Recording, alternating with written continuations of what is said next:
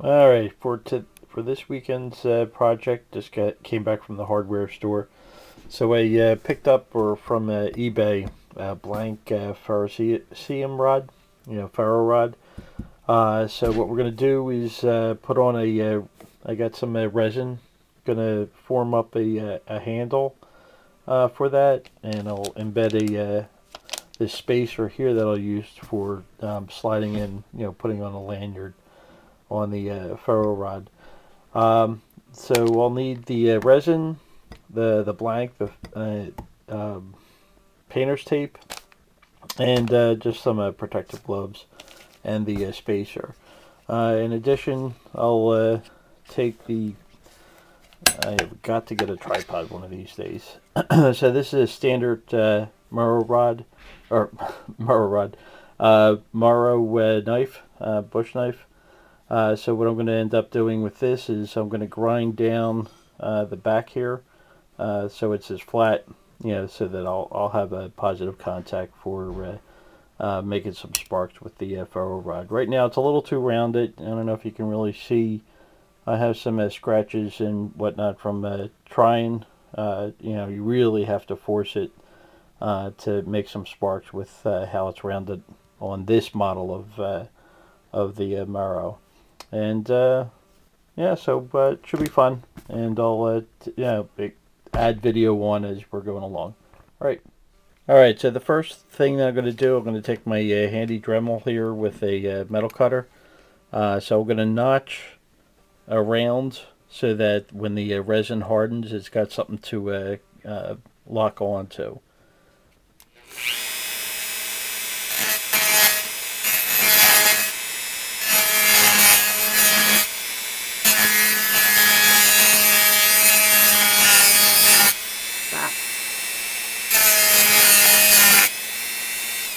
Alright, so that's one angle, and then what I'm going to do is shave it down into the gully that I just made there.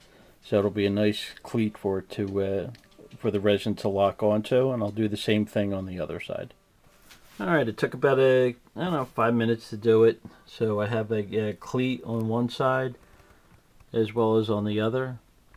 So it'll be easy enough to mold this in a resin, let it harden up, and it should give it a good solid surface for maintaining its grip, for the life of when I'm out using it.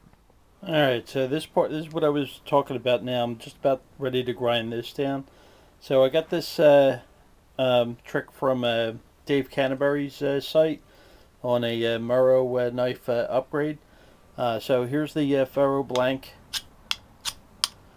and I really gotta push on it to get even the littlest of spark. So hopefully after I grind this down a little bit, what'll end up, it'll spark up pretty good.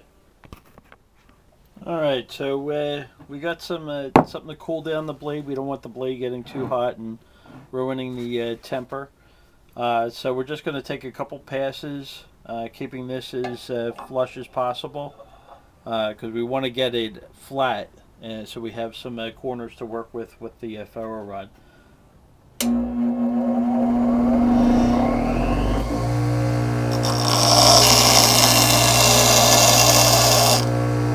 I'm going to take it out from the base all the way out to where it drops on the point.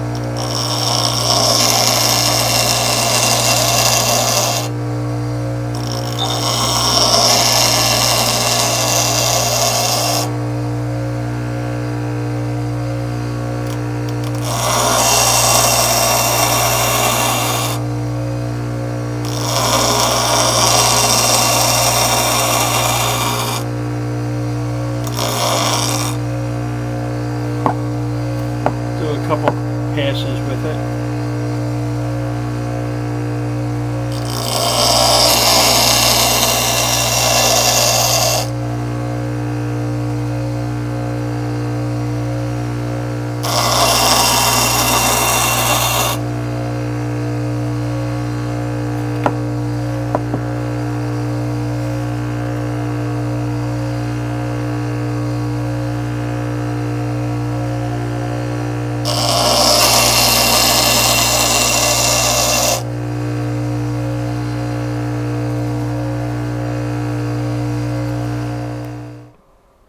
Alright, so you saw the before, didn't get much. Had to shave off some of the black here, the protective covering. So now we're doing pretty good. And that's about all I need. So not bad for a $24 knife from Amazon. Moras are really are awesome. I neglected to show you another change that I was able to make, a adaptation on the Mora. Again, this is something one of the guys on YouTube, and if I find the video, I'll put it in the show notes. But this is a which one is this guy? This is a Firestarter. Yeah, so ended up cutting off a cap, for a magic marker. So now it's hollow through and through. I just put a little duct tape on it, and this is the Mora case that came with the sheath that came with the knife. And because now I can spark on with the large blank or with the smaller ferro rod, I have some flexibility. So this is my rig for when going out bushcrafting. Wear this around my neck. Alright, I'm getting everything ready for the mold for the resin. So what I have in there is a little stainless steel spacer, and I put some paper towels in the middle of that so it'll clean out, just in case any resin ends up leaking into there. The mold is actually just a plastic cap from some spray or something I had out in the shed. You can use anything actually.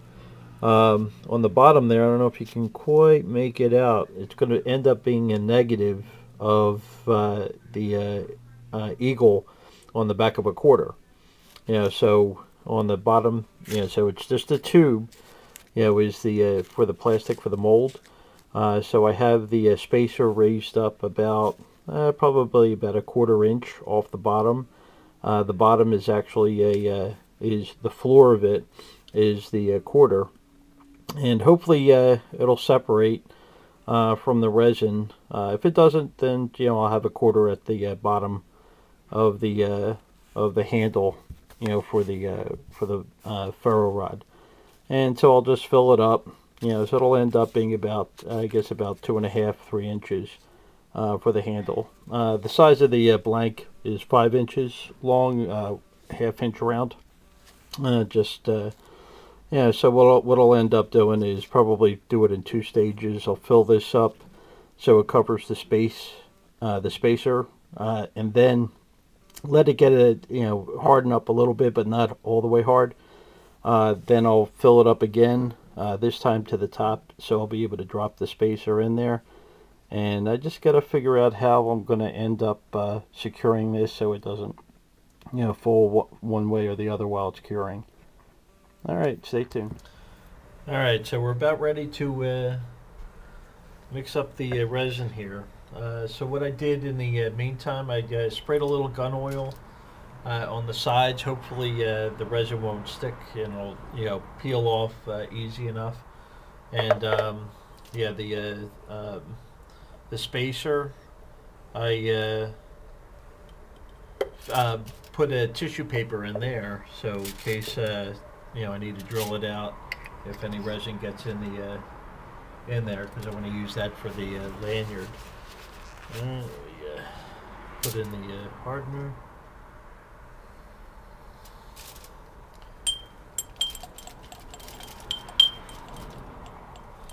So this will be the last time I'll be using this glass.